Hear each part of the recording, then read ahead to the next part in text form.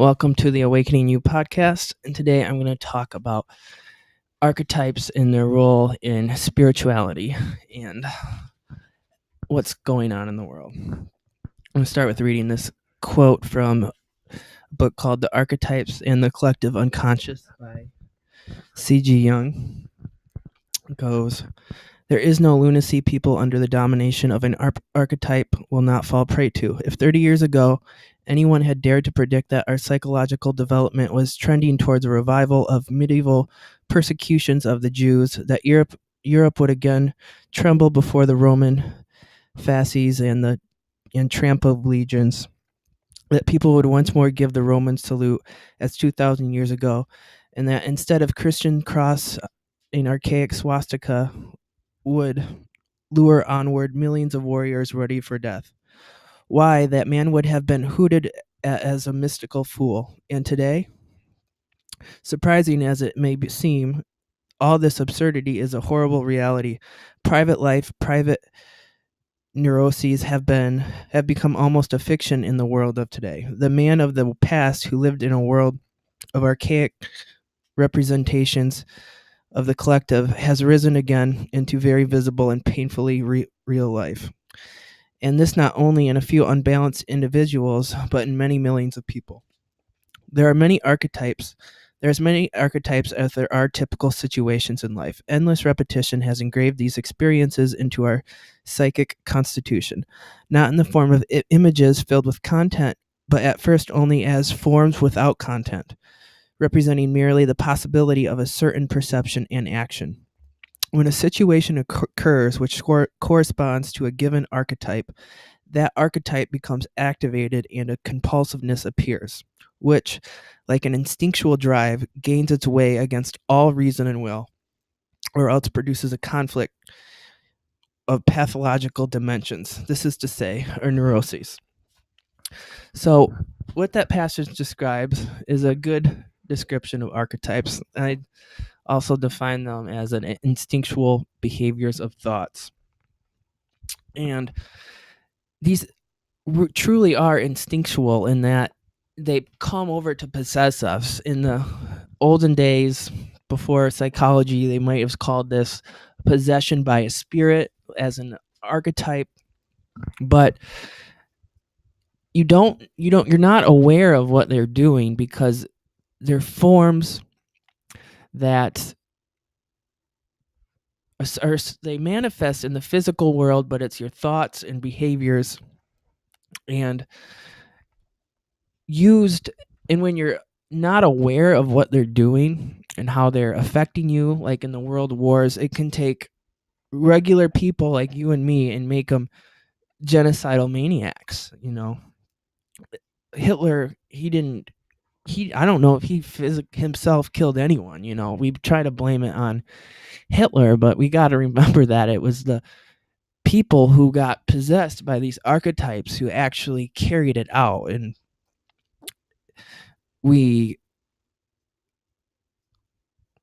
so it's their important part to remember is that however awful the things they can make people do is that they are impersonal. They are not you.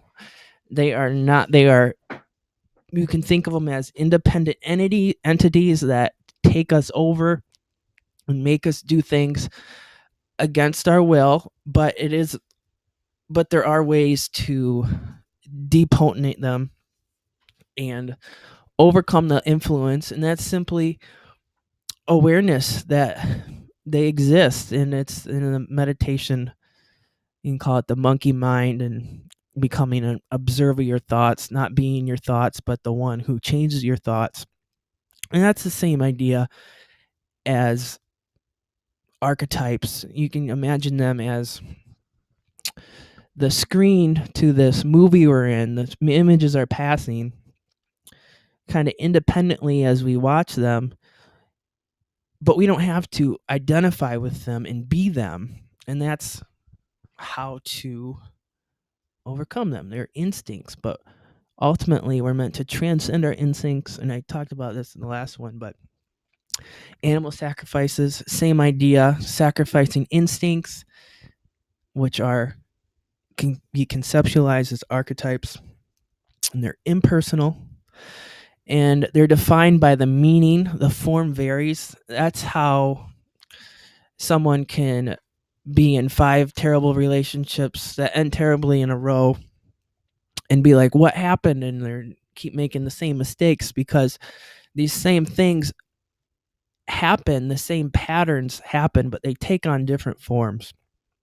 You can think of this as a water droplet making snow. So when a water droplet forms in rain, it actually has to have a dust particle to condense upon.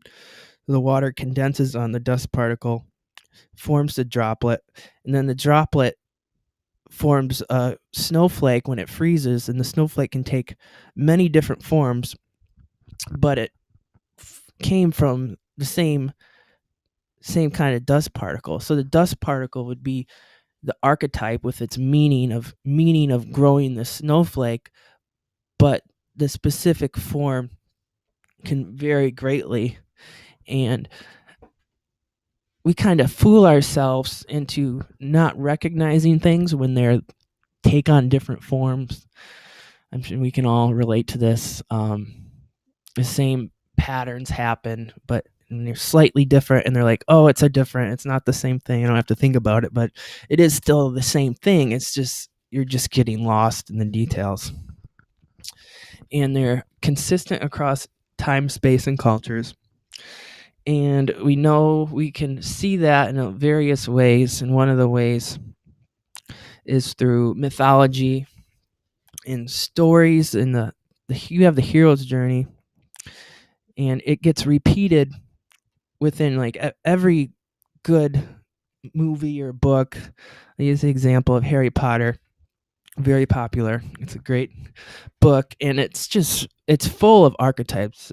J.K. Rowling, she must have really did her background research into mythology, because she used them so well, and unconsciously we find storylines that fit these archetypal patterns interesting, because unconsciously they're there. So you can imagine the reality is a reflection of ourselves. So if you create a story that's using what's inside of us, then we're going to latch onto that and find it. We're going to be able to follow the storyline. Harry Potter has a very, it's pretty intricate, complex, has lots of going on, but we understand it, and we're able to get lost in it because it's innate within inside of us. And you have that storyline aspects of it. You find that throughout the past and our stories that underline religion, like stuff like the 3-headed dog, the spider, the snake, the fact that the evil is kind of within Harry and he has to fight it off because he's connected with Voldemort. All that's very accurate. It's very consistent with the actual structure of the unconscious.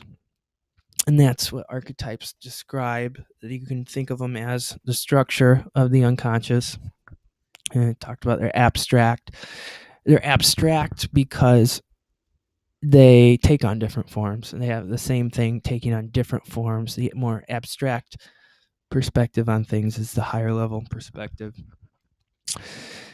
And my supernatural experience was all archetypal. Like, I was possessed by these archetypes, and I didn't know that that's what was going on, but it also brought about a lot of ESP and precognition.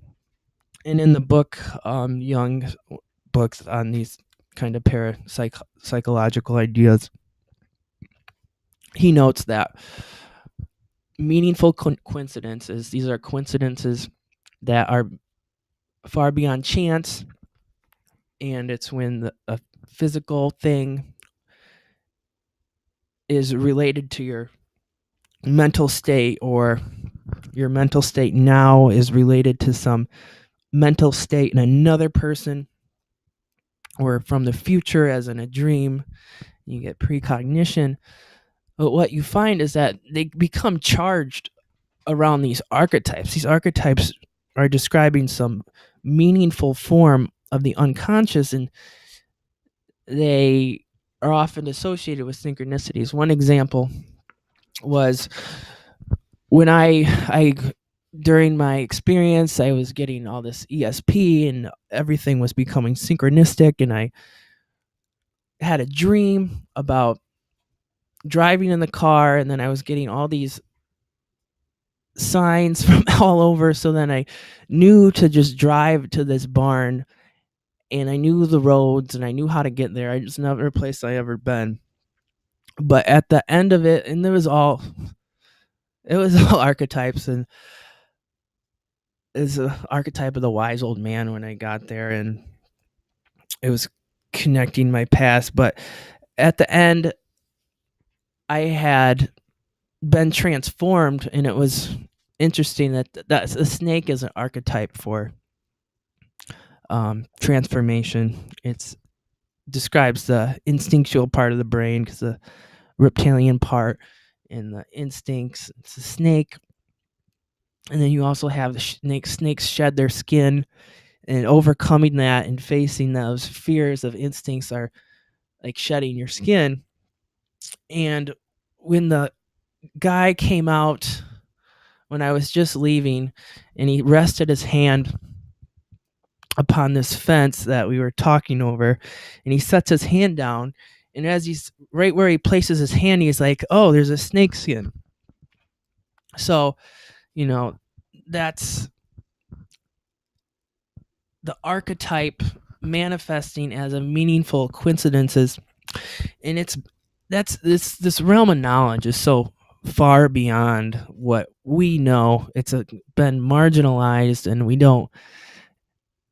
we confuse the fact that we don't understand it well with it not being real. But if a first grader doesn't understand organic chemistry, it's not because it's not real. It's because it hasn't been studied. And if culture hasn't studied at all, then it's not going to be understood and seem weird. But the fact of the matter is that there's a bizarre string of synchronicities, and that's just a salient example of a snakeskin in the physical world manifesting at the same time when I was going through this death and rebirth. And it's just so strange, and there's so many things like that. Another thing, the archetype of the hero's journey kind of characterized all that happened. And I had decorated my bedroom as a symbolic representation of the hero's journey without really realizing it. I had this dragon, and I had a star, and I had this seek adventure picture, and a representation of my beginning of the journey. And it was just all it was as if I was, and I have other pictures. So I have this archetypal hero's journey in my room, and I'm waking up to it and living around it every day. And somehow that was synchronized as this experience pouring out of my unconscious, and had been controlling me in setting up my environment in a way to help draw it out. And that's just an example. There's an example of what kind of thing we're talking about. We're talking about something that's atemporal. It's existing outside, and this Jung describes this in his book. It's existing outside in time and space, and controlling our behaviors in a way that is factoring in future events and guiding us towards future events by instructing us with these patterns and instincts in the present, because those are in some way gonna help guide us to a future event. And that's and another example of a good archetype is the fish. A fish is symbolic, the age of Pisces, but it's Jesus. It's a symbol. You probably might have seen it on bumper stickers. But Jesus is described as a fish. Is he described as a fish and that's related to the mythology of the Leviathan. The Leviathan is a monster from the deep, and so Jesus was actually they describe the idea is that he was bait for the evil, and he was baited him on the cross and drew out the fear and evil from society because he was going against the cultural norms. So that got him trialed and crucified. But in the end, it was like, joke's on you. I resurrect. Like, what are you gonna do? And like, it's gonna kill me and resurrect on you. And so that was kind of, well, that's a fish idea, but there's more to it. And the thing to remember is that I'm trying to describe these, but these are multiple in their interpretations. They're abstract. They take many forms. You got to remember that we're describing something we don't really understand that well yet. The unconscious, for all as we know, is infinite, and the archetypes can take many forms, and we lose sight of the similarity. So don't get confused of me not being able to describe it wholly with it not being a real thing, because it's in its nature to not be being able to describe. The meanings and forms are infinite, but don't confuse that, because it's in conscious science and rational thinking, we're used to details and finely explain things, and that's just not how this works. It's a different realm of knowledge. And you can imagine we have free will, but the free will isn't really that free. It's free will within constraints of our ability to be released by the archetype, because we're controlled by an archetype and we don't know it, then we can only make choices within this realm that fits the archetype. And that's why you can have things like regular people, if they were their divine self, they're gonna realize that mass genocide and slaughter of innocent people is not a good thing. Or the same thing with shooters, it's not a good thing, but they're possessed by archetypes, and this is happening now. But our goal is to be released by them in the end. But as long as we're suppressing this information and we're not bringing it out into the light, then we will fall prey to them. And I have this picture on. Did I finish to say everything I wanted to say there? Yeah. So yeah, the fish example.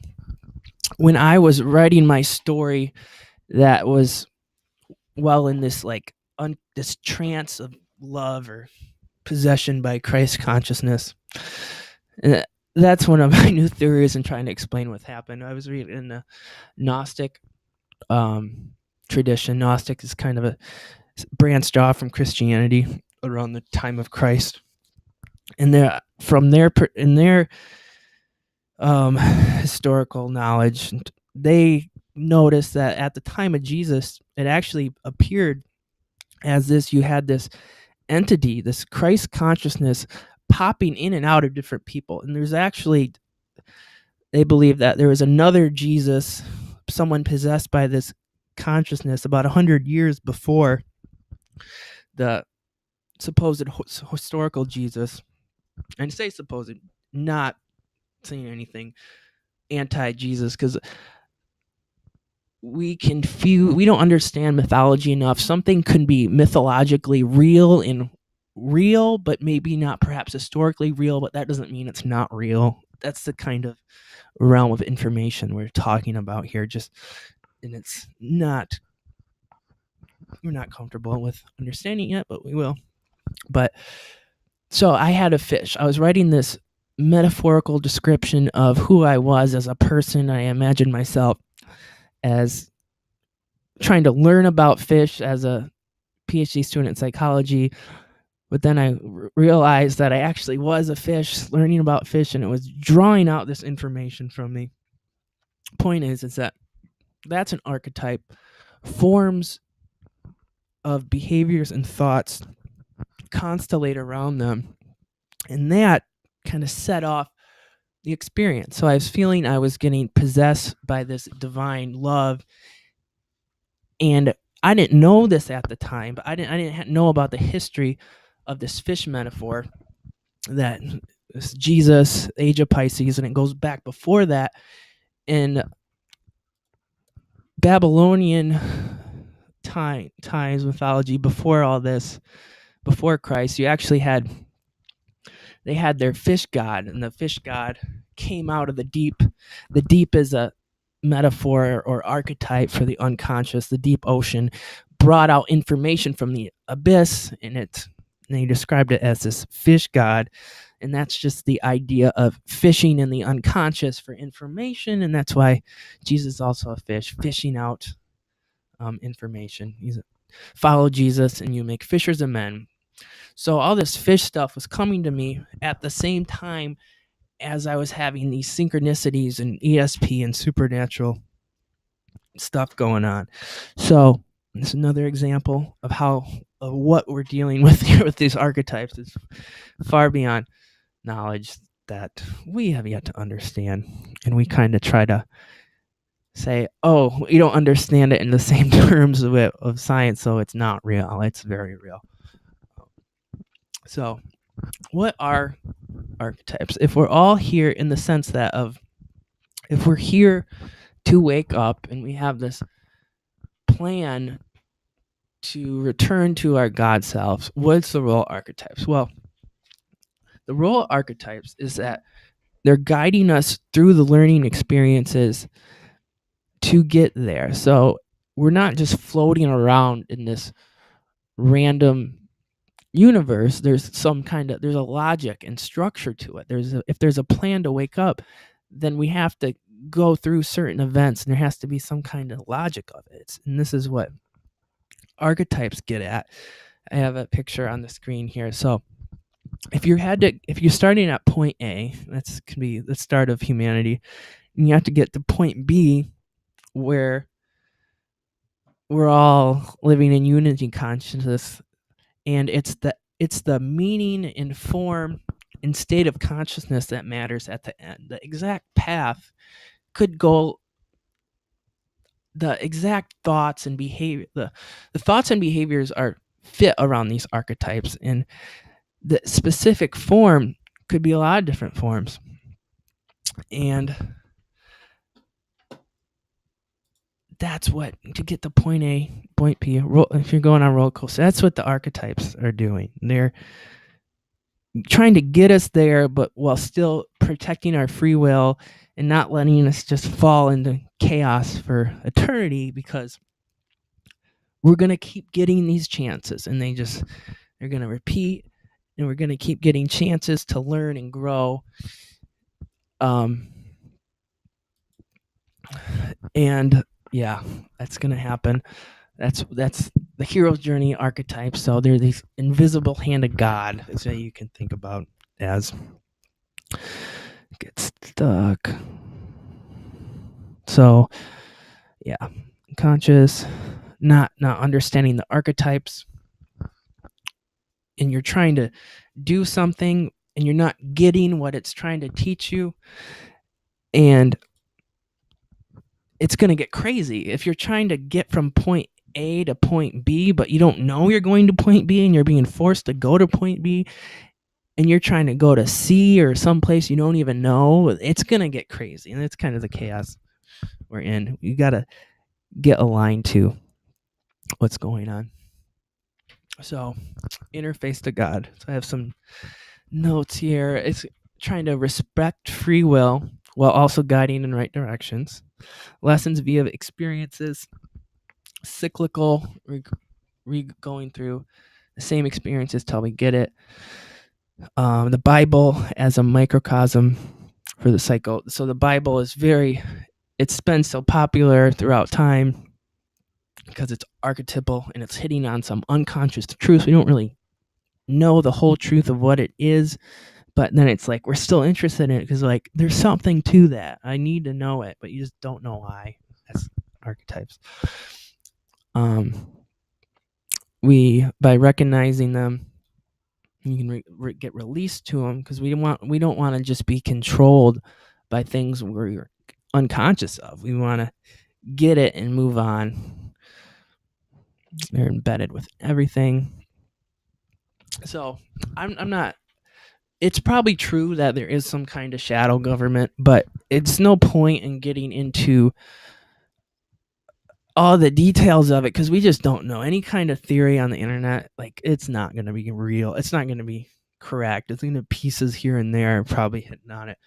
But, and they use these symbologies, and you see all these symbols on culture and entertainment, and there might be some kind of shadowy influence behind it, but, and it is kind of possessing us. But the point is that we just have to wake up and recognize that they don't have, if we all decide to accept the truth, and I thinking that's gonna, well, I'm gonna help it happen or die trying. But if we just kind of wake up, the archetypes and all that stuff loses its control, because we're in a situation where we're just afraid to, we think it's too impossible to turn this around. And this, so in stuff like synchronicities and parapsychology, it's like so incredible, it just seems that it can't be real, and but it is real. I'll go back. So and I've talked about the rise and fall of societies fitting this pattern of feminism rising up, and that's part of it. That's part of how these archetypes described get us around this journey, because ultimately the goal is to become whole in a society that's dominated by the masculine attitude consciously. Then, and that's going to be feminine qualities that create that wholeness, and that's caring and nurturing emotional intuition, and that's what we're missing. And it's multiple in meanings. When you rebirth through the mother, and the hero in the stories goes out to the wilderness, and the nature and the wilderness, that's all a feminine archetype. And this, animals and nature are archetypal symbols. Animal sacrifice, the idea of separation from instinct, overcoming archetype. Animal sacrifice is all the same thing. And this concept of them being dual in meaning is something we gotta try to understand.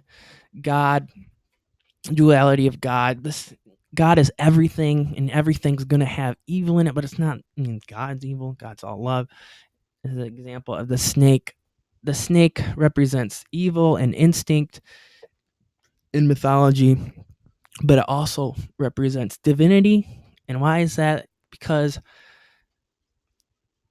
it's one interpretation is that the dragon guards the gold, and facing the fear is how you reach your wholeness, because it's fear and resistance from culture. Like, these ideas, you have to embrace them to become whole and at peace, and because you have to learn the truth in the end. But it's scary at the moment, because there's so much resistance. Like, there, ingrained within culture is a history of people, getting killed for standing up for the truth. And we know it's just part of the fear. We're not getting killed. It might be people try to censor it, but we just have to, we're in a point where we can just decide to wake up, but there is going to be resistance. And that resistance is all related to the dragon, the idea of the dragon and fear guarding evil. But I think we can do it this time. In the garden, in the archetypal story I wrote, I started writing about a garden instinctively. I had a fear of going into the garden, but I knew the garden was where I had to go, where my destiny to find love. And that's also where I was going to go fishing, in the garden. But the point is that during a supernatural experience with ESP and synchronicities, archetypes just started coming out of my mind, and that's exactly how Jung describes it. It's exactly something he notes in his book on synchronicities and paranormal psychology, parapsychology, and it's just a mystery. It's not. It's a real fact of the psyche, and it's gonna be, it's the way to the truth and stuff we don't fully understand, but it is still real. So, the archetype for the self, the archetype for your God self, wholeness. I got examples. I don't know if I agree with Moses, kind of, but Harry Potter, Buddha, Jesus, they're all archetypes for the whole person, the self. And not just it's the person, but it's the person's entire life and how they got there that matters. Buddha, he came from a wealthy background, but then he saw the suffering in the world, and he's like, how can I live like this? So he went out, meditated, he faced all that, and he went on his own hero's journey. And Jesus obviously sacrificed his body for love and truth and standing up for the truth. And you don't have to die. You don't, it's the symbol is for it, the really meaning of it that takes different forms, is recognizing the illusions of fear and doing what's right despite this cultural resistance. And you can't be at peace ever, and because we have this God instinct that really is like an instinct towards truth and wholeness, and ignoring it just causes suffering. We try to numb it with medications and watching The Walking Dead, which is like ironically an archetype for being a zombie. And sports are another example. Sports, getting our mind off it and stuff like that, is numbing this instinct. But yeah, so the mandala is a symbol for wholeness. It's a circle enclosed by a square. Circle represents of a cycle, because wholeness is completing the cycles, and wholeness, you go a cycle to learn what you need to learn to become whole. And the point of that is that another interesting point is that they get spontaneously produced in dreams, and they know this in psychotherapy and helping people through the process of individuation. And what they'll notice is perhaps a month, a few months, or maybe a week before people are undergoing this great process of becoming at peace and whole, they spontaneously produce these mandalas in dreams, independent of any knowledge of them. And that's pointing to the collective unconscious that exists outside time and space. And that's also, it's all related to synchronicities, existing a priori to the physical world and consciousness. There's a whole independent reality, independent in the sense that it came before all this, and it exists outside, timeless. And we also think of God as timeless and oneness. And blueprints, it's kind of their function. They have a lot of functions that we haven't characterized yet, but you can think of it as a blueprint that guides you through the experiences, but ultimately you're not, like, you use a map to get somewhere, but you're not the map. You're the person who gets to where you're supposed to go. And that's archetypes. You don't get stuck inside the map. You don't want to do that. And it's the autopilot brain, because in normal psychology that ignores this stuff, we know about memories, past experiences, and genetics controlling life experiences, but there's more to it than that, because that ignores what's our brain trying to do? What are these instincts trying to do? It's trying to move us towards a certain direction, towards truth and wholeness. And that's the blueprint. We get stuck. If you imagine you're going along a path, you have going from archetype to archetype. What we do, we're going and we just get stuck at one, and we get stuck at one. And as we're supposed to keep going, but we're stuck, and then we just get a tsunami of the unconscious pours out. And that's actually what happened to me, because I did not expect for a supernatural experience before, and but it was just coming out. It was just gonna come out no matter what. So if I would have kind of known what was going on, it probably wouldn't have been so traumatic at times. But it's the last thing I would have expected. But as a society, we're on this map moving towards a certain direction. And if we don't get the lesson, then that's the flood myth. You just get flooded out. It's like, all right, you didn't get it. Well, you're going to do it again. So we're in a spiral up scenario, and we're spiraling up, and we're getting closer and closer. And this time around, we have technology and we have the internet, and it's going to give us a good chance to get this. Another thing, there's this motif on the hero's journey of danger around the time of spiritual rebirth. Just to give you another insight on these archetypes and how they manifest, you have to reflect on it yourself. But Moses was abandoned in the river. Jesus, he had to flee to Egypt because King Herod was killing everyone under the age of 2, because there was word on this Messiah being born. Joseph is a character in Genesis, and he went to prison. And before in his story, and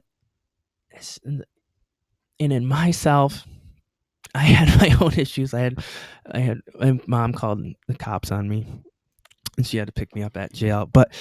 And afterwards, I've been in this kind of vulnerable situation, in that I had this experience, and it was so weird, and there's so much resistance from the culture, and I feel that vulnerability after just you're being reborn into a new person, and your old world is getting stripped away.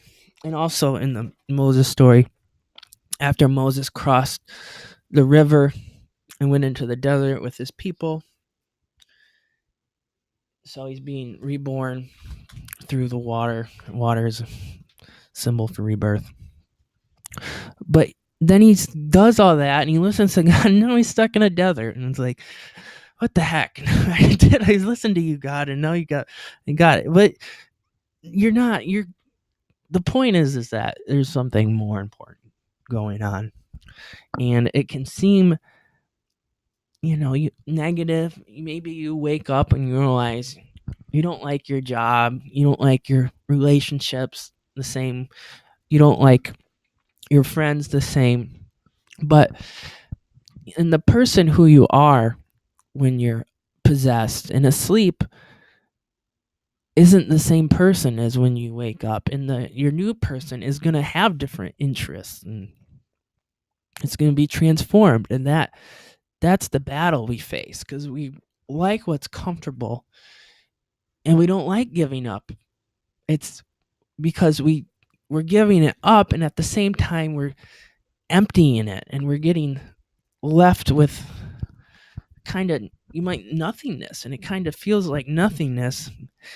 It's the desert. Jesus went into the desert after he was baptized. In the myth of the phoenix, they're getting fire, death and rebirth. It's always death and rebirth. And the death we face is in adjusting to a new life. And it's like, is it really worth it? Do I want to? Yeah, it is worth it because it's inevitable. First of all, we're reincarnating here. And if you don't give up the old to accept the new, then you're just stuck and you're going to keep repeating it anyways. So you have to, ultimately, we all have to learn the truth. And you can speed that up by becoming an active participant. And that's what I'm promoting and what we need to do, because we're in this together. We have to wake up together. Because imagine, I was going to talk about this on the last slide, but I'll mention it now.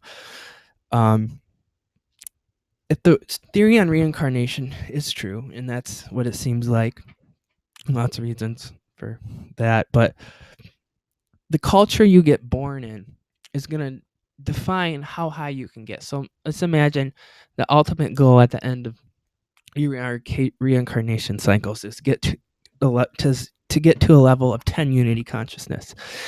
And if you're born into a 2, it's going to be harder to get to 10 than if you were born at a 7, because you're facing the resistance from the beliefs you inherit from the culture. And if the culture believes crazy things and illusions, you're going to grow up as a child believing those, and then you get to the adult age when you start to think for yourself, and then you have to get rid of all these junk beliefs and overcoming that, and people are telling you otherwise, and you have to fight through it.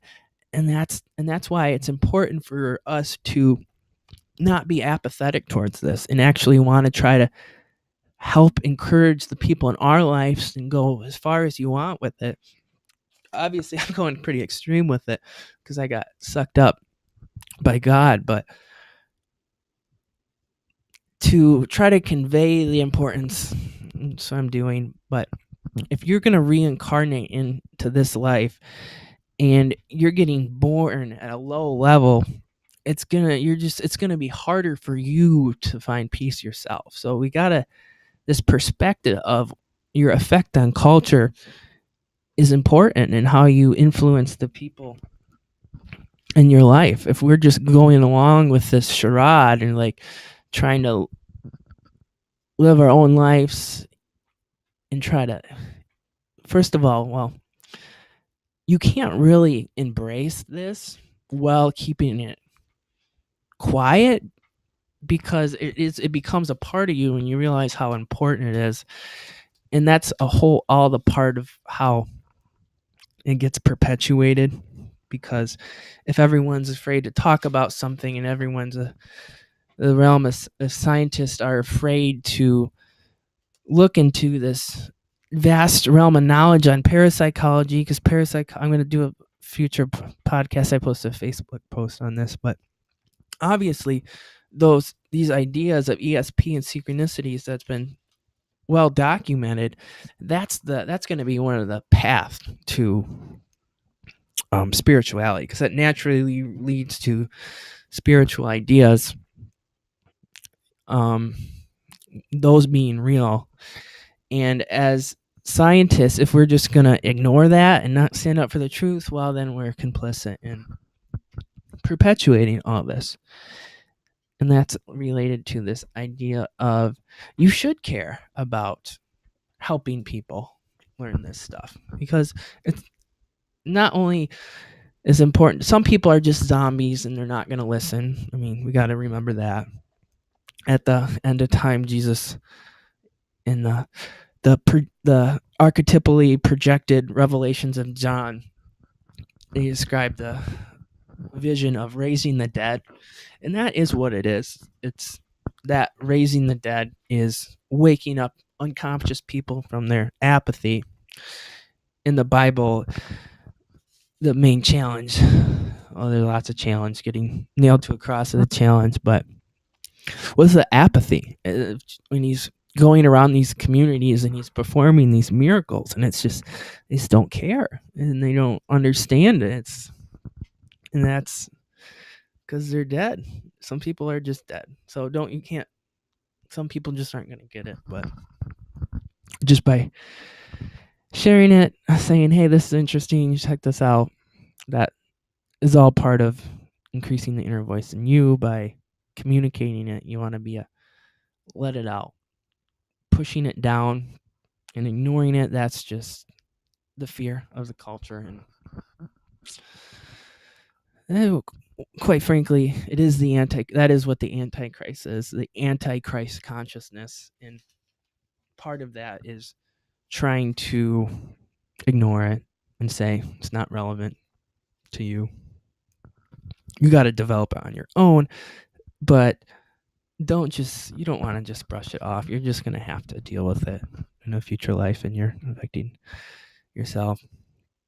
But also, we got to practice forgiveness, because once you start getting into this and you're realizing you're still like, you get woken up to things that you did that weren't good, and we have all these unhealed wounds from history of, like, obviously World War II and so much just murder and torture of people over ideas and beliefs, and we look back on it and it was like, what were we thinking? That was crazy. But we're doing the same thing right now, and we have to be able to deal with that. We have to be able to forgive ourselves. And forgiveness in the Bible is forgiveness of sins, and in the Course of Miracles also forgiveness.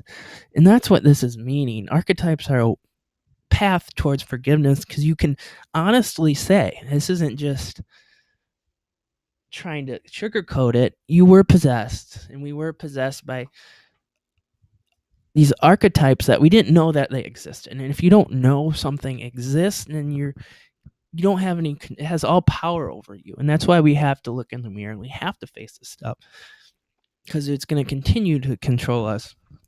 We have not dealt with what caused World War II. That is, we put up laws and restrictions, and that's all positive.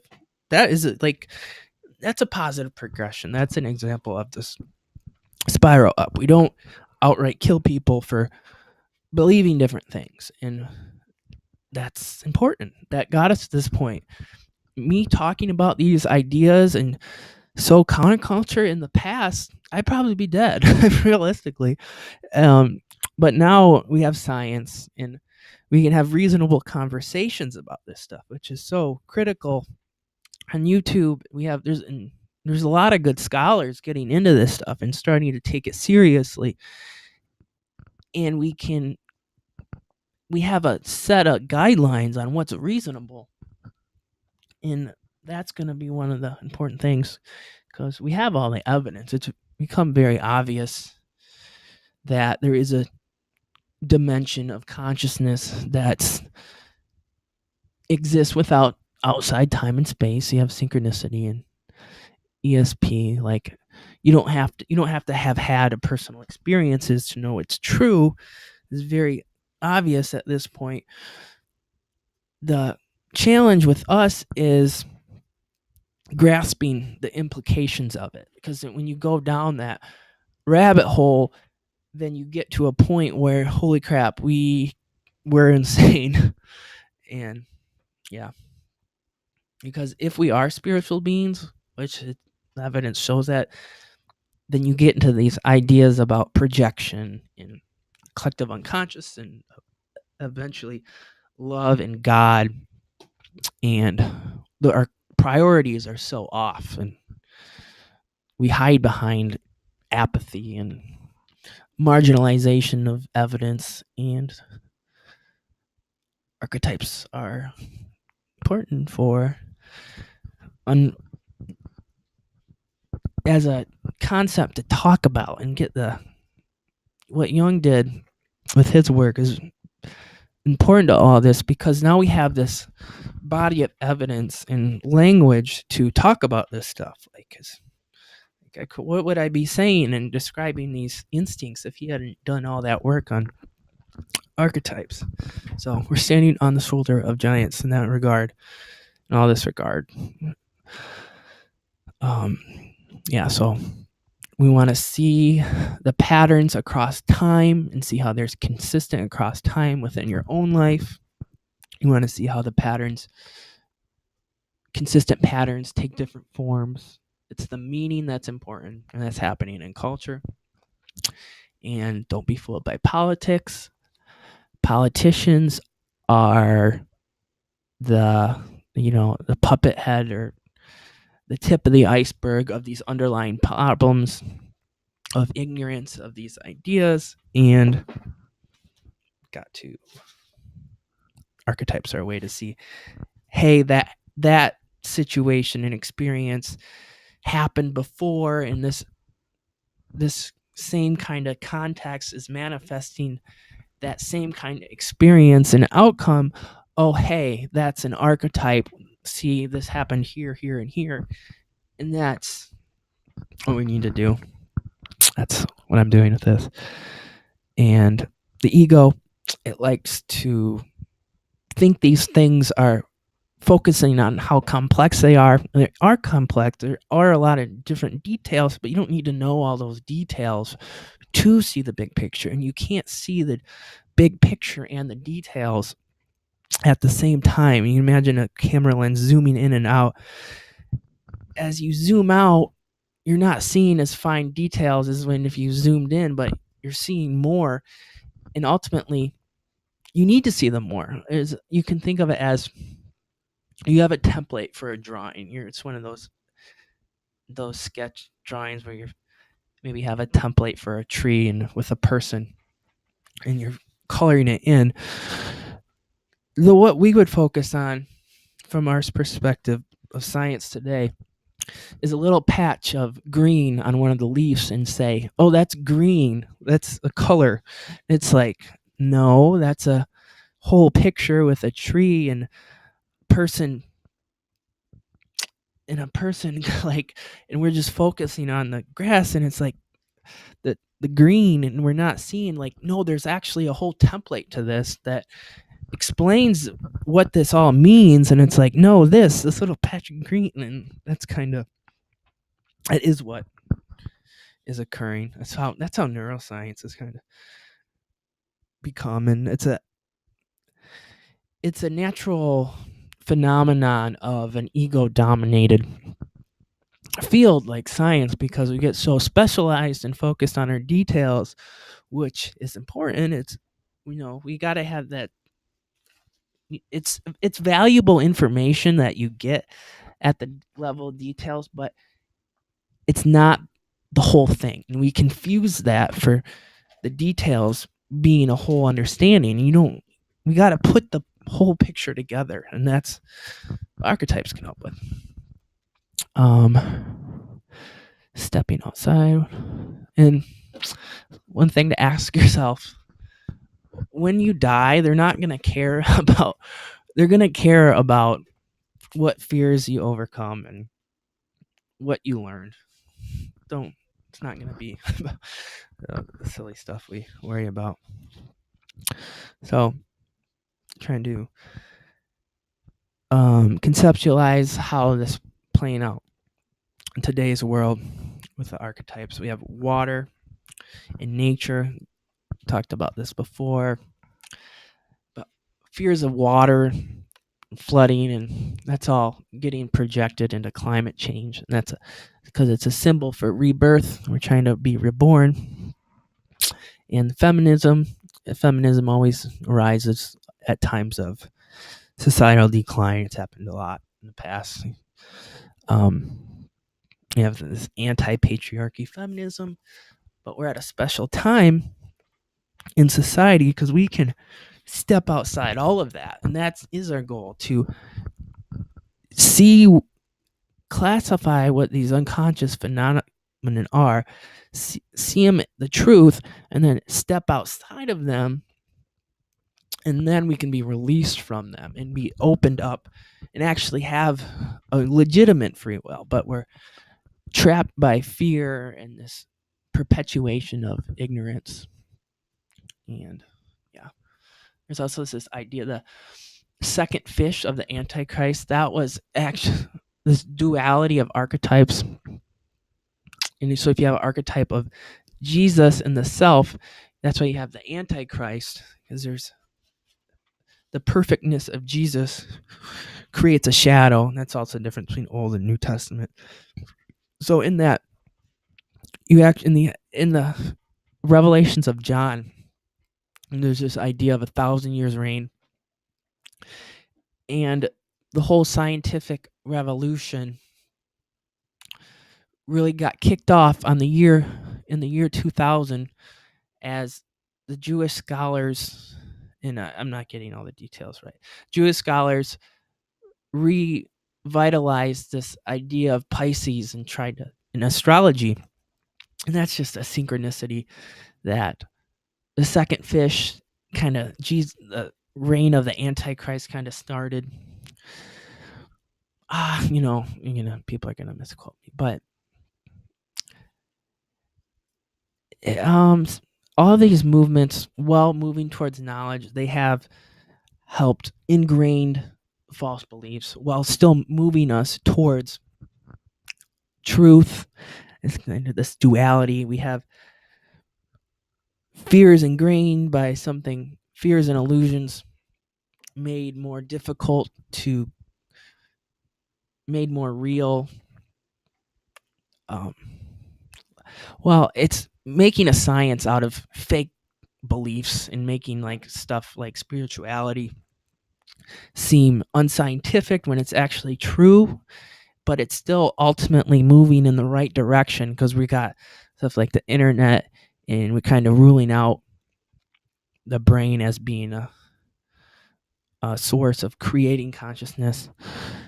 And the point is that, yeah, 1,000 years at the year 1000, and now after 1,000 years, we kind of getting into the age of Aquarius. We are, seems like we have an opportunity to wake up. The truth is all there. So that's just a synchronicity from Jewish scholars. And another fish synchronicity, when I was reading about fish, I was reading a book by Jung about the self, and I was reading it and I was like excited because it was like, oh, he had 3 chapters on fish, and it was like, fish is how I had my spiritual experience and woke up to God. Like, fish. I'm like, yeah, I was all on the fish train because it made it, when you encounter the reality of an archetype, it's like you're unlocking a key to all this knowledge, because the archetype is the constellated form of underlying knowledge, and when you, it connects all the dots, and it's like, it's those aha moments. It's what, once you see how these, you encounter them and you start to understand how the patterns play out, and then you have this constellated form, and it's just so bizarre. Like, why is it a fish? Like, we live in this reality and we have all these different forms, but, and then a fish happens to be the symbol of the self. Like, what the heck? Like, it's crazy why that even is. And then also, but it fits the metaphor of the ocean, and it was timed up. Jesus was born at the time of the age of Pisces, and it's like, why is it like that? Why is it so perfect like that?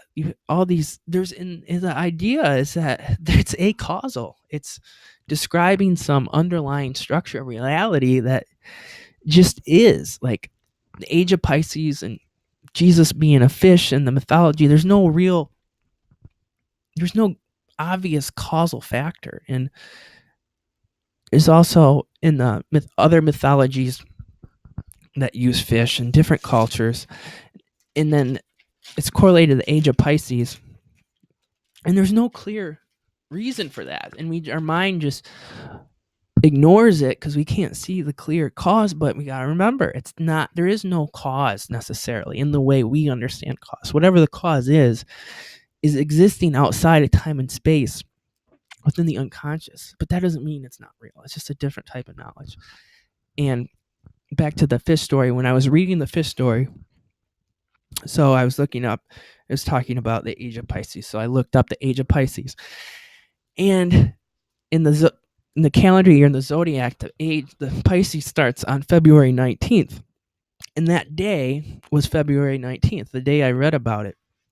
So I had been on this spiritual journey throughout my life, and there's this fish connection. And then the day, and it happened, and it was getting spontaneously produced before that, and then when I was writing the story, And then on the day I learn about it, it's February 19th, which is the first day of the zodiac period of the Pisces. It starts February 19th and goes to March something, I think. But, like, it was just a synchronistic occurrence, and the meaning is what matters. There's this meaning that ties together is experiences, and then it's just, it's beyond what known knowledge, and it's something we need to need to explore as a culture and embrace. And that's, yeah, so we need to take that serious. Forgive yourself, real love. We give love tips from the single person, using archetypes. So relationships, a negative relationship is just reinforcing. It's just ego. You're looking for someone else to fill your gaps, and you're wanting to get praised for what you're good, for the good qualities in you, and then blame the person for when things go wrong. And that's kind of a common theme. And the point is that that's just a negative. That's just the ego. It's an ego controlled relationship, and not recognizing what the actual purpose of a relationship is. The purpose of a relationship, purpose of everything, is to develop psychologically and spiritually. So a good relationship is one of forgiveness. If someone has, you got to love someone for their faults. Don't make someone feel insecure about things they may, be insecure about. You want to see something, recognize what something someone may be insecure about, and then, bring it out of them in a good way. Tease it, but in a good way. We gotta and forgive it. And because our culture, everyone is trying to suppress the negative and just focus on the things that they feel comfortable with. And as with people in our day-to-day life, we need to wake up to how we're also freaking insecure and not be like that. We got to real love can't take place without while perpetuating how the ego is. And that's how all this archetype stuff ties back into practical importance in your own lives and relationships. Because when you're possessed by the ego, it's going to lead into possessed by archetypes and not recognizing them. That's going to lead into bad relationships. It's all tied into this confusion about what the purpose of life is, and trying to get things and fill holes with outside sources. And that's not the point of it. The point is to discover ourselves and be able to let our true selves come out in a comfortable way. But instead, we just identify with these personas. There's a book by Kevin Rice. He had a good example about how a teddy bear, you love your teddy bear growing up, but the teddy bear itself is a inanimate object. So where was that love coming from? That love was coming from you. It was all you the whole time. The love you felt for the teddy bear was you. And that's what we need to realize. The true love comes from the inside, and it's up to other people, a person you love, to help bring that out. And you can't bring that out while selectively ignoring stuff. It has to all come out. That's a real relationship. You're sharing yourself intimately in times of good and bad. And you get that connection. And it's not always just smooth sailing all the time and just this false, blissful ignorance. And that's what we try to do in culture and just try to make everything's okay. You'll just ignore what's going on. And we think that's better. But really, we need to deal with this. And this isn't going away. And we are sleepwalking into a tyranny. But this stuff, getting this into the scientific realm is going to be important. I'm going to do my next podcast on that, on parapsychology and why that's so important. But yeah, so spirituality, it's very practical for everything because it's related to this stuff. And then the purpose is to be whole in love and let out the whole truth and forgive ourselves. Because when we recognize the truth, we notice that everything happened for a reason idea, and that the fear, like the dragon god's goal, is actually the key to your heart, the wholeness. In dreams, another archetype of this self is that there's one dream was person had there's this face covered by flies, but the person felt comfortable with it. It's in the dream. And then the flies flew away, and it was the face of Jesus. And the idea is that the fears are illusion, and it's actually your fears that are more important for finding peace than like what you like. They're both important. Don't misread that, but you're never gonna get that while ignoring what you fear. It's depotentizing it and recognizing it. There's nothing to be afraid of, and understanding it. And if you got the perspective of those negative things are actually the key to understanding it and not something to be avoided, then this is empirically true from the psychological evidence, mythology, archetypes, personal experiences, and applies to ourselves. And this also applies to culture. And that is all tied into understanding these ideas of unconscious, starting to categorize what goes on back there. It's a vast realm of knowledge, and we have to start understanding it because it's so obvious. It pops up in culture, like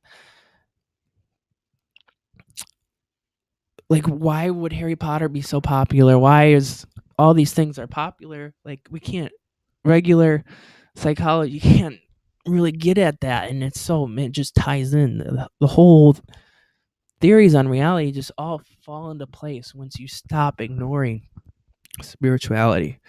And also, another interesting thing about my experience, well, I don't know if you think it's interesting, but I had this dream of these two monsters, but they were friendly monsters. And normally in dreams, you see a monster, and it's scary. But in this dream, the monsters were trying to like impress me and show off how strong they are. And this all happened right after this sequence of experiences. And then I'm reading, and then afterwards I'm learning about this stuff and learning about the unconscious, and it just fits so perfectly to what was going on in my physical life and getting to the bottom of my fears. And it's just the idea of the Leviathan and a different monster, but it's this motif of these two monsters, and it was popping up in all these places in the literature. And it was like I had that dream, and that corresponded to it. And that's how this stuff works. There's these collective unconscious, and there's these collective patterns, and there's this structure of the psyche we all share. And anything that's trying to understand that knowledge and any ideas about shared unconsciousness, that naturally leads to unity and love. Anything all these ideas lead straight to love. Like, I'm talking about these for other reasons. They have a lot of reasons, but ultimately it's all roads lead to God, and all roads lead to love. All the right roads we're supposed to be on. If you're truth, all the truth does, not other stuff, but all this stuff's related to that. Being able to forgive yourself. There's another thing I wanted to. What was that? Might be it. Oh, another archetype. I don't want to sound like I'm just talking about myself, but all the time. But the point is, the way I rationalize telling you this is that it's an idea for you to reflect on your own life and start noticing how they're real and they're associated with events. Dreams are a good way to do that. But in the dream, before my supernatural experience, I had this amazing dream. I was driving a sports car and I see a beautiful girl on the side of the road, and I pull up to her and she looks all shy and then kind of like, please forgive me. She's kicking her like feet on the ground and looking up, trying to, in that forgive me kind of look. And of course, she's the most beautiful girl in the world. So I let her in and we drive to this mansion. And then as we get out, she said she forgot something. So I'm like, okay, I'll help you look. And we get back in the car and we go look for it. And then right after that, that's right before everything happened. But the interesting thing I noticed from that, and looking at, I was reading the Bible. In the Bible, Jesus encounters different women. And in Gnostic tradition, they kind of look into the feminine aspect of Jesus. It kind of gets neglected. And there's obviously important stuff going on there. But in the last woman he meets, she's very repentant. She pours out her perfume bottle on his feet, and he's washing his feet, and he's trying to get forgiveness, forgive me, and she's crying, Jesus. And the apostles, they're like, look at, she's just wasting her perfume. And Jesus is like, no, she wants to be forgiven. If you seek, you will find. And he was like, you're forgiven. And then that was right before he was crucified. In that the very next scene, Judas then turns him in. And that was right before he got crucified and reborn. And in my dream, that forgiving and kind of embarrassed, forgiving look of my anima, and that's different. That's a whole different thing. But I mean, it's related, but because the anima is the characterized as the guide to the unconscious, and then my unconscious was pouring out of me at my first anima dream I ever had like that, where I was actually driving the car, because that's like more an in control dream, and that's what it led to. But it's interesting because you have the anima angle, and you also have the forgiving angle before my death and rebirth. And that's exactly how it happened in the Bible. So the Bible is very archetypal, and that's why it's so popular. So how that translated from the Bible, it's tapping into these underlying collective forms, and then you have my own experience, and that translated into my own death and rebirth. And that's just very interesting. It's how it works. And we see this happening in the culture. We have these patterns that are repeating. They repeat in our lives, and they repeat in all over. So I think that might be it for today. Yeah, so just to review, archetypes are kind of like, they're not spirits, but they're shared forms of instincts and behaviors that are not you, but they can possess your thoughts and behaviors and guide you to do things. And it's your goal to understand, see the patterns and see the similarities so you can make it impersonal and detach yourself from these automatic forms that you are not. You're separate from that.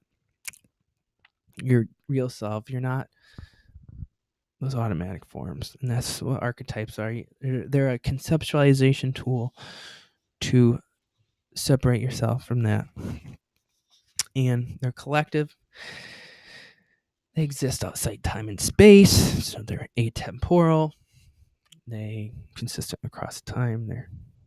They were here supposedly before any universe was born, and we can can't obviously measure that directly, but that's how it seems, which is important, and which is why there's it gets despite being so obviously real. Even Jung and Freud were both into parapsychology and mediumship and ESP.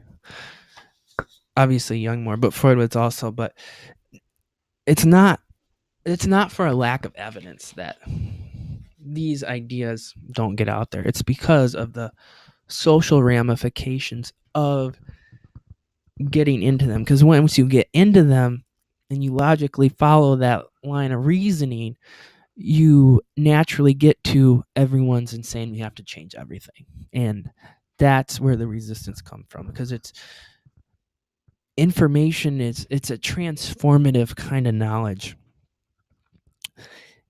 But we need that transformation. Society, if you're not okay with people shooting up high schools, then you shouldn't be okay with marginalizing this information. It sounds kind of, I'm going to talk about that. It sounds kind of, you got to be blunt about it, because we're just getting at the truth, but it's not, it's impersonal. And the guilt needs to be forgiven too. And they're impersonal, so you can forgive it. President, don't get mad at the president. The president is an archetype who, like Hitler, then played a role because we allowed it to happen. And that's good. Okay. And that's it for today. Next podcast, this might be posted at the same time, but having my first guest on, The Prophet and Friends, the original title of the show. I kind of switched to Awakening You, but I actually have a friend, so that's exciting. Okay, peace.